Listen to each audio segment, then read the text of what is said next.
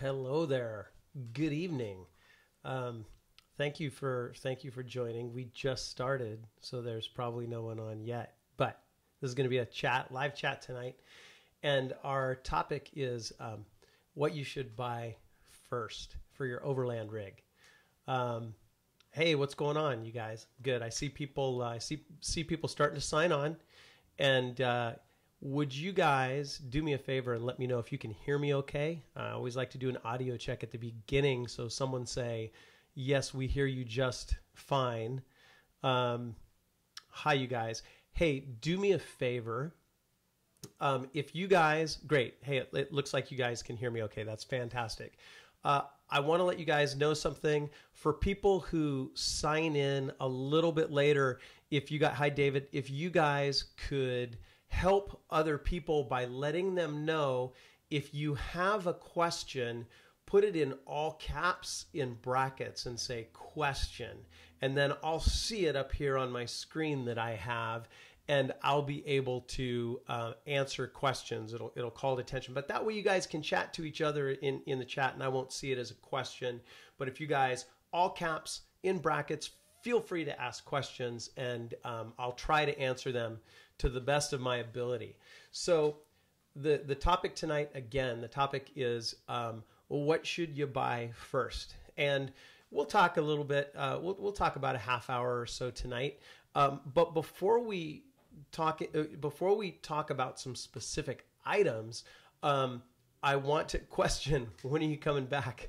Hey, what's going on? Blake Young, I definitely need to get back to Australia. That is on my every other day. It nags me. Before we jump into specific items, I want to point out that it really depends on where you're at with your overland build and what you're going to expect it to do. So overlanding, it can be a variety of different things. A Sprinter van is a legitimate overland vehicle for a certain type of overlanding. But if you look at my rig in the thumbnail, you see it's pretty capable. Not by rock crawler standards. If you go serious rock crawler, the standards go way up. But for, your typical daily driver, you see that rig and you're like, wow, that's really capable. Now, the reason my rig looks the way it does is because I live here in California in the West Coast, and all throughout the Sierras and the southwestern United States and Utah, the backcountry and the off-grid locations have obstacles and challenges. Yes, we're going to be at the Southeast Rally, you guys. I hope to see you there. I really hope to see you there if you're able to make it. Will my F-150 be capable overlanding vehicle? So I'm going to go ahead and take that question.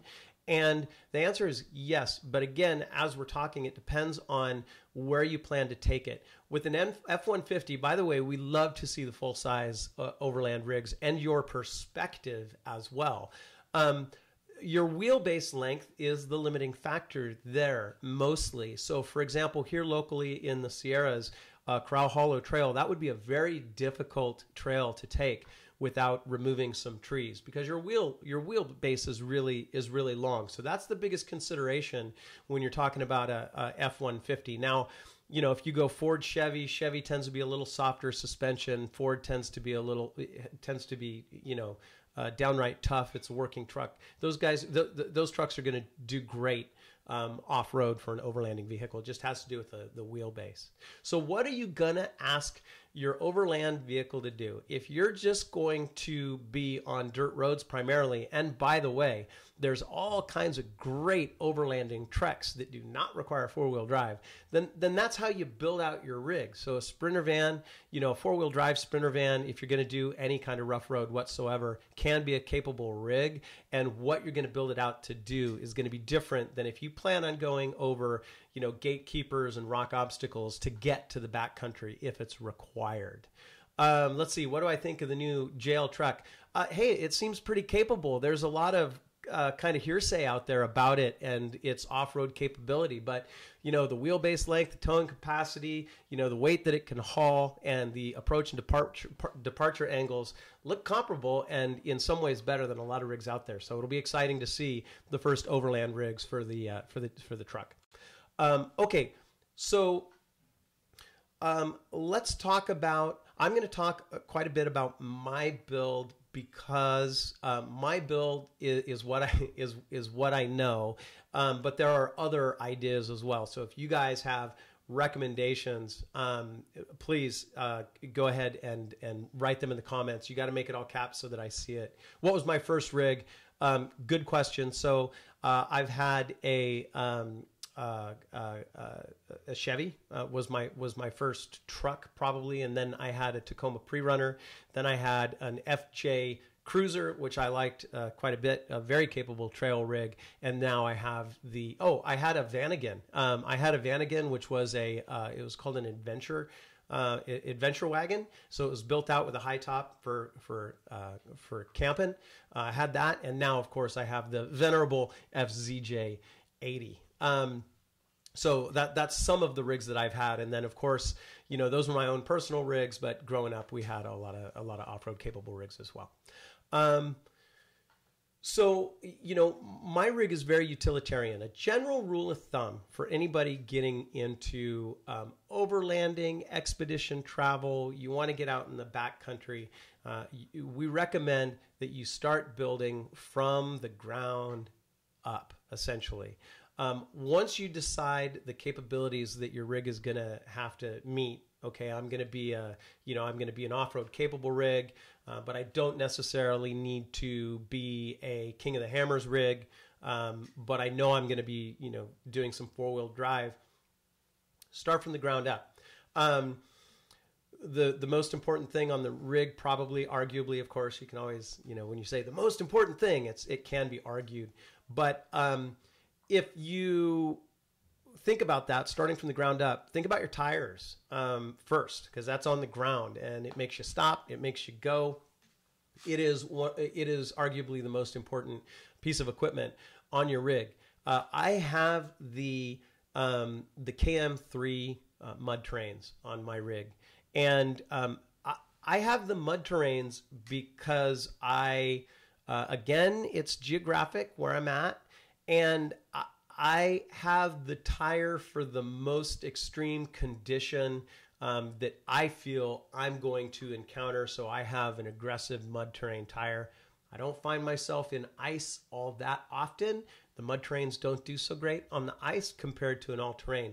However, I ran the KO2s for years and years. A good all-terrain tire will, be a great all around tire for most rigs. So decide what you're going to do.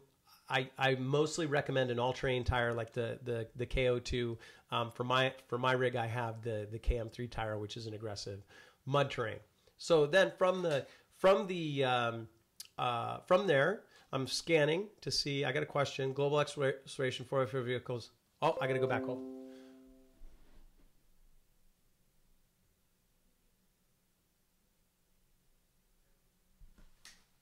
Oh boy. So that was, global exploration vehicle or, a truck for two people. So there are trade-offs. Say you outfit something like a Unimog and you put a Bliss Mobile Habitat on the back. Don't plan on going anywhere fast, right? So if you're going to be on the road long-term, something like a global exploration vehicle, if you can afford it first, because those things are really expensive, as you guys know. Mileage on the KM3, I get 11 miles to the gallon no matter what. That's just what I get. Sometimes I get better than that, but no matter what, 11 miles to the gallon. Not great.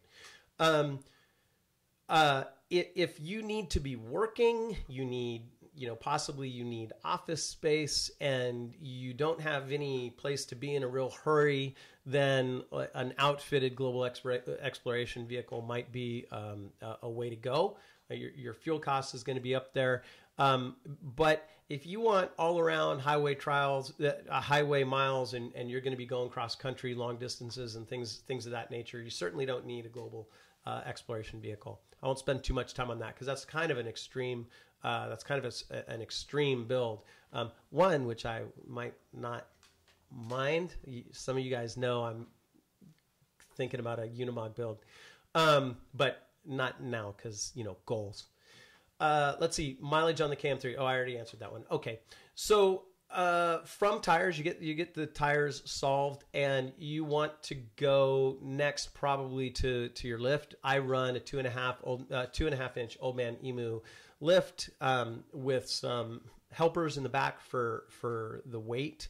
And that's good enough for me. The 80 is a great rig. It's one of the only rigs that you can literally lift it 2.5 inches, throw on the 315 75R 16 35 inch Cam 3s and have no tire rubbing. So it's the geometry is great for that. You have to do some caster correction and things of that nature, but that's what I run, and it's really been awesome for most of the stuff that we do. So if you're gonna lift the rig, that's gonna get you off the ground, which is good if you're gonna be going on some trails. The next thing, sliders before lights, sliders before rack, sliders before those little circular mirrors you put on your side view mirror to give you a better field of view. Sliders before that. Here's why we always say sliders before lights, sliders before rack, and things of that nature, is because the damage that you incur on the trail right away from slipping off a rock or from slipping and then falling onto a rock on your rocker panels is thousands of dollars. It happens in the blink of an eye. You think, I got this, I'm going slow, but all it takes is one rock to roll a little bit, you slide, you're going to crush your quarter panel. So after tires, after your lift, I would say go for your sliders. Go for your sliders next. Let's see. How are the bags you installed working out? That's from Virginia Overlander. Great, because they were $99, but I popped them. We ran hard through Baja and came back, and I haven't replaced them yet. They have a lifetime warranty, but you got to consider, even with lifetime warranties, do you want to deal with that? So I'm probably going to upgrade my suspension here in the near future for what it is that I do. So for a bang for buck, the bags that I installed in the back worked well for a while, but I did end up popping them. Run what you brung. That's right. So hey, that's I love the run what you brung saying, because you don't need expensive equipment. So what do you buy first? Topic of this video. I think it's very important, and I'm glad that Laud M. I'm glad that he pointed this out. Run what you brung. You don't need expensive equipment to go and have that connection with the great outdoors, to go off grid, so long as you're prepared and you're careful. You don't need to run expensive equipment. So exactly what he said. Really, the bare bones that you need to cover are you need water, and you need shelter, and then food. And the reason is because you guys probably know you don't last very long without water. You can last a long time without food. And also, if you are in freezing cold temperatures and you don't have shelter, you're going to be in trouble. So cover water, cover your shelter. That means a 0 degree bag if you're going to be in those kind of temperatures. And then, go and enjoy the great outdoors. So run what you brung. You don't need expensive equipment. But as we build out our truck more, we've talked about the lift, and then the sliders, and then probably skid plates. You want to protect the undercarriage of your vehicle as much as possible. Some vehicles are really good almost off the showroom floor in terms of the protection, depending on the make and model of the rig. I have pretty good protection on the rig with my front and rear bumper, and then the sliders actually have incorporated skid plates on it as well. But you want to make sure that you're protected underneath there.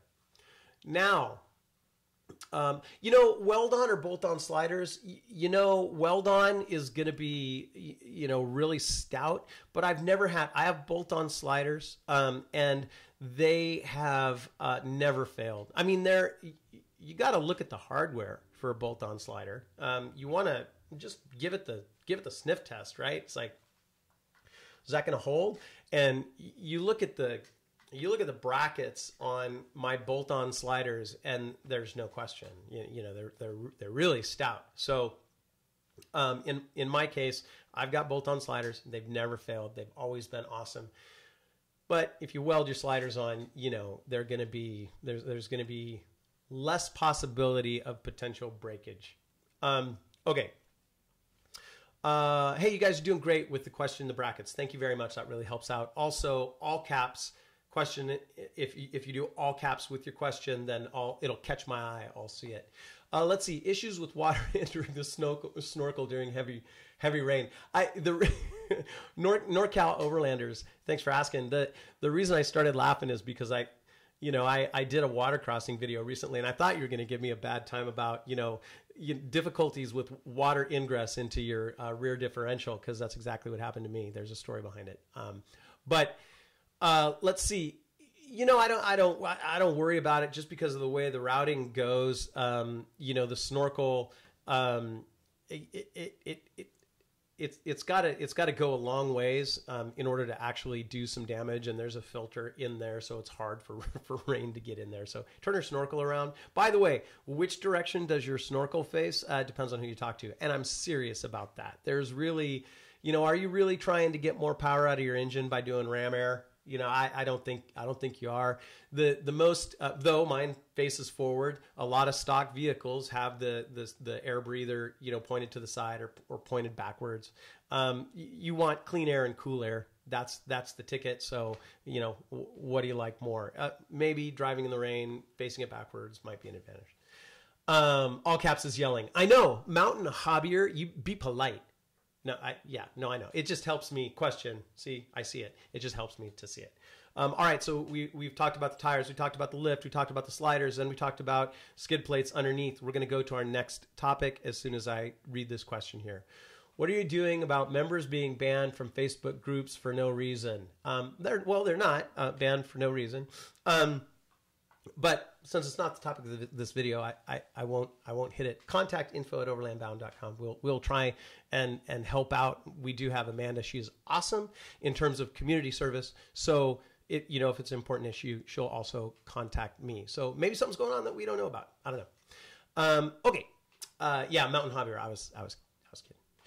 All right. So now you have a couple of choices. Do you do a roof rack before you do bumpers? Probably not, but you're up to the bumpers at this time. What I would probably do is start with the front bumper. If you want to mount a front winch, then you would get a front bumper. I have something to say about bumpers. Make sure you do your research on the bumpers. Not all bumpers are created equally, and there are a lot of fabrication shops out there. Just do your research, because, for example, I've got this behemoth of an ARB bumper on my rig, and people look at it and they're like, "Yo, bro, you should get some angles and make it look like a stealth fighter, and it'll be awesome, and something." And the reason I have the ARB is because they test the ever-living heck out of that thing. It goes through drop tests. It goes through, they comply to airbag standards. So when you're picking a bumper, make sure that, it will do what you need it to do. Aluminum bumpers, they're light. That's true. You're saving on weight, but they're not as sturdy as a steel bumper. So, do your research and pick out the proper bumper. Do you want a winch on the front, for example? And do you want to be able to tow from your bumper? Do you want rated tow points? You're going to spend more money for all those things, but it's key that you know what your bumper is capable of. The best, the best, most realistic place to mount a ham antenna. You guys, on my rig, they're right up front. I've got all kinds of antennas on the front of my rig, and I mount them on the front bumper. And no, I don't see them. Even though they're in the field of view, I don't see them. But I mount them right on the front bumper. The ARB has it has a number of mounting points. If you've got some, most of the antennas are not that long, but if you've got a really long antenna, you can bend it back from the front. But I have them mounted on the front, mounted on the side, or mounted on the rear bumper works as well. But you don't want it to be obstructed. You want it, you want it to be standing out on itself. But if you guys are wondering, I don't see the antennas on the front, in my field of view. You just get used to it. Let's see. Okay, don't see any questions. Again, all caps question, and then I'll see it as a question. Okay. Bumpers, front and rear bumpers, and then you're going to go to racks. What will I say about the rear bumper? Dual swing outs are awesome, and if you can incorporate a skid plate in the rear bumper, that will serve well, especially if your departure angle, the angle of departure from the center of the wheel hub, then that skid plate on the rear bumper is really going to help you out. And think of it as a part of your suspension, because it really is, especially on the FZJ80. It does not have a great departure angle. So I have like 1/4 inch thick steel on my rear bumper, and then it is a dual swing out, which is convenient and not convenient. It's not convenient because you have to open both sides in order to open the rig. But I really like it because of the mounting options. You can mount your fuel and your spare water and your tire and your high lift and all kinds of things on the rear bumper. So I really like that. So I've got a combination dual swing out, and then the undercarriage skid plates on the underneath the bumper as well. Okay. Let's see, your opinion on 1500 trucks as overland vehicles. I think we touched on this a little bit earlier. Full-size rigs are fine. You just have to consider your wheelbase if you're going to be doing a lot of trails with switchbacks, and your wheelbase is going to be a limiting factor if the trails are narrow and there are a lot of switchbacks. So just consider that. But full-size rigs are awesome overland vehicles. All right. From the bumpers, now notice I haven't started talking about the inside accessories. I don't think you need a lot of inside accessories. The Overland Bound rig is very utilitarian, and we have a fridge. Sometimes it goes with us, sometimes it doesn't. But the interior of the rig is basically stock. We outfit it, of course. We bring our gear, we bring our tent, things of that nature, but we don't have a lot of fancy equipment on the inside. You need some way to air up your tires. You need to have a fire extinguisher, and then make sure you have a way to communicate. Now I'm gonna go backwards a little bit. There's a differentiation between your rig and things you should have. So the topic today is, what should you buy first, or what should you pick first for your rig? There are other things that are going to take precedent to bumpers even, and that is comms. Now, it doesn't go into the what should I buy for my rig category, but I just want to mention it so that you guys keep in mind, you need to be able to communicate off grid. And the one thing, got that question. Thank you. Let's see. Sean Griffith, do you recommend a lighter weight, smaller jack compared to the high lift? Yeah, the high lift is the last thing that comes off my rig. Seriously. I've got a little bottle jack that I try and use first. I've got a shovel. I do have Max Tracks. I do use those if I can. I've got a winch. The high lift literally is the last thing that I bring off the rig. And the reason is it's I have a come along, manual come along. The reason is because it's tricky to use, and you really have to be careful using the high lift. It can be dangerous. It can sway. a little bit. So yeah, absolutely use something else before you use the high lift. But the high lift is a fantastic tool.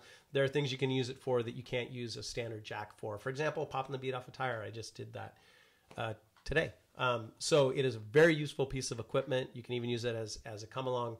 So have a high lift. I might have a high lift, but yeah, try other things first. Hold on. I'm going to look because I missed a couple questions.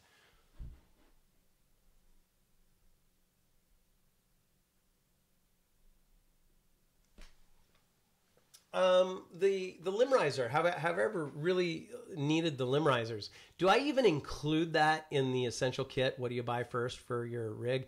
Probably not. But yeah, I have quite frequently, actually.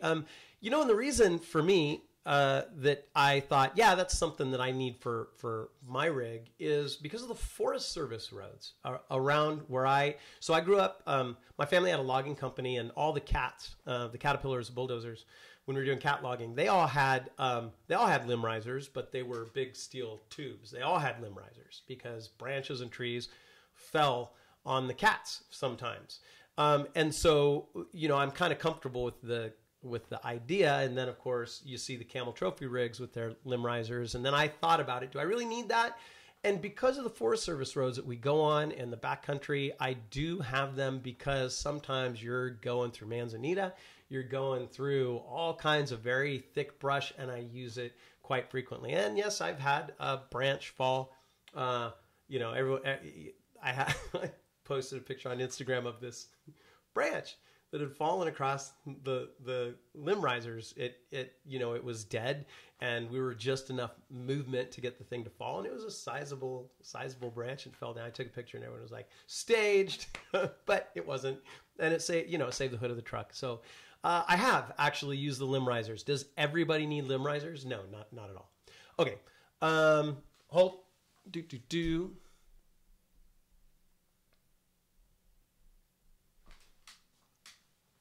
Okay. Overland Expo to Midwest area, Missouri. Yes, we would like to do a overland rally in the Midwest. We are still working on one for the East. We know we're doing one for the Southeast. That's locked. But location has been a little bit difficult for the East, but we're still working on it. And then we would like to do something in the Midwest as well. Do I need Max Tracks, and how soon do I buy them? Again, that's an accessory, not necessarily for, and that question is from Joseph. Thank you, Joseph. That is for, it's an accessory. So I like the Max Tracks. Make sure they're easy to get to, right? So I used to have them mounted securely to the rack with a couple of bolts and plates. And I tried using them one time out in the snow when it was cold, and I was like, no, man, this needs to be way easier to get. So now I have a ratchet tie down for my Max Tracks, and then I will I'll use them, you know, before I do anything else if the situation calls for it. So, you know, some mud or some sand, I'll throw those down. Ice, I'm probably going to throw down rock salt, see if I can get out that way if I'm just spinning my tires. Now, people ask about, there's the question about, for Max Tracks, do I buy Max Tracks or do I buy these, you know, the off-brand types? And I'm not going to tell you what to do, but I'll tell you why it's an important consideration. The compound of the traction board is very important. It has to be hard enough that your tires don't melt it should they spin. And they might spin. You're not supposed to spin on Max Tracks, but they might spin. So the compound has to be hard enough so that they don't melt when your tire spins, and it has to be soft enough so that it doesn't tear apart your tires when the tire spins. So that's a finite range, and it's hard to come by. So just make sure, no matter what brand that you use, that you know they know what you're talking about when you say, well, what about the hardness of the traction board compound? You know, tell me about that. Okay, let's see. Plans for East Rally. I'm not going to go too far into the East Rally tonight because plans are really soft at this point, but we're working on it. It would be in the fall. How about that? It'll be in the fall. Okay, communications. I was on communications. If you're going to go if you're going to go off grid, I'm going to try and make it real simple for you. It's not because we're sponsored. It's because literally this is one of the only things to get. Get yourself a DeLorme InReach. If you're going to go off the grid, get yourself the DeLorme InReach. The specific thing that they do is two-way text communications. There are other providers out there of SOS equipment that, you know, is a one-way communication out, but you don't have confirmation necessarily that somebody got the signal, and you can't move if, you know, you set a beacon off and, you know, you have no way to communicate. But really, with the DeLorme InReach, there's no blackout areas anywhere on the planet, and you can send two-way text to your loved ones, and everything that goes out from the DeLorme pinpoints your location. So if you're gonna go off grid for extended periods of time, or even at all, get yourself a DeLorme. And then the way that we go down the comms list, we recommend ham first because it's superior to the other modes of communication. GMRS, CB is like one of the last things that you would consider because of yes, you can boost them and you can hotwire things and pour gasoline on them or whatever you want to do to make them stronger. But why? Just go ham, get your ham license, and have a superior radio. Okay. Yeah. Here we go. Joseph Bondi, you're asking me about the ham license. Do you use ham for voice only? Do you also use CW for emergency comms? I use ham mostly for voice only because I do have the DeLorme InReach that I rely on for two-way comms off the grid. That's my combination of things. Let's see. Diff locks before bead locks. Yeah, totally. So the diff lock thing, thinking about where we're at in our build, we've covered the bumpers. Hey, Be Wild Journals, nice to see it, Neil. He's saying, please don't buy cheap recovery boards. His broke the first time he used them. So do your research. DeLorme, Garmin, it's the same thing. Garmin InReach. DeLorme was bought by Garmin, just for those folks that are wondering. Okay, diff locks. If you have rear diff locks, it's going to be good for 90% of what it is that you need to do. I'm locked all the way around. I have front lockers, rear lockers, and center diff lock. Center diff lock is really like, okay, I want to go high speed on buried terrain, really. But if you have rear diff lock, you're going to be able to go over quite a bit of terrain. It's going to be good for 90% of what you want to do. Do front diff locks help? Yeah, they do sometimes. But right about now is when you would consider, okay, do I really want to build a trail rig? Am I going down the trail rig side of things, or am I going on the long-term expedition side? That's where we're at in our build. This is a hypothetical build. And I'm giving you guys my opinion, by the way. You know, there's lots of opinions out there. But now with our build, we're right at the point where if we were building a hardcore trail rig, we might get diff locks before we get a roof rack. But if we're going long distance expedition and we want to keep a lot of stuff on the top, then you might get a roof rack before diff locks. I've got a few questions. Differential armor. Yep, we talked about armor earlier. It's important. Let's see. Cheapest comms device I can get that works fine. Money not being easy. I totally understand that, Fabian. You know, the handheld UHF radios actually work okay. And then Midland has some handhelds. You can get some handheld ham units for $32. So you don't need to go the large automotive install combination digital analog Yaesu ham radio, which is really nice and also expensive. You can get handheld ham radios, and so I would recommend getting that. Let's see. Currently HD. I'm having a hard time deciding on the angle of rock slider. Any recommendations? Angle of rock slider. I'll tell you what. I'm going to give you a little bit of detail. I hope I answer your question. I like the kick out towards the back. So some of the you want your slider to come out enough that you can actually stand on it. I would recommend, because it's convenient, but not so far that it becomes an obstruction or widens the width of your vehicle.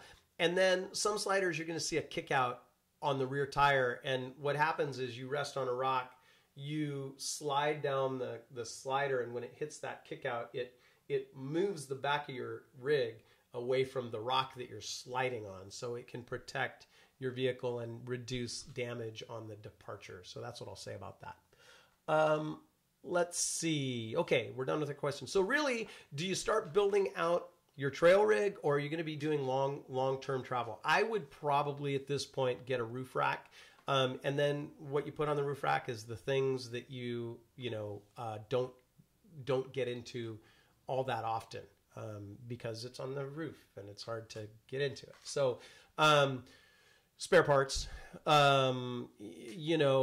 supplemental food, freeze-dried goods, things of that nature that you don't need every single day. And then notice I haven't talked about lights yet.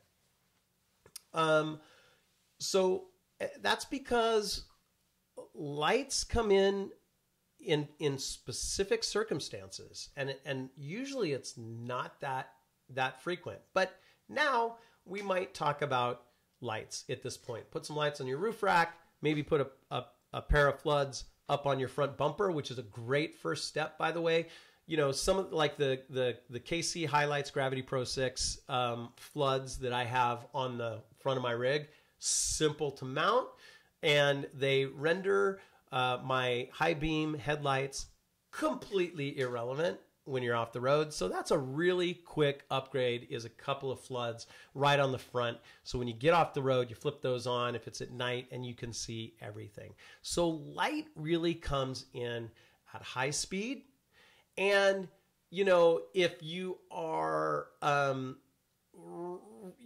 traveling at night, clearly. So that's why we mention it last. I have been very happy that I have had my lights on the rig. And there's been emergency situations where I am going down a tight trail, the backside of Corral Hollow. For those of you guys that are local, hello local people, and Corral Hollow Trail up on Highway 4. I had to blaze out of there one night fast, and I was really happy to have the Gravity Pro light bar on the top and my floods. It really did help out.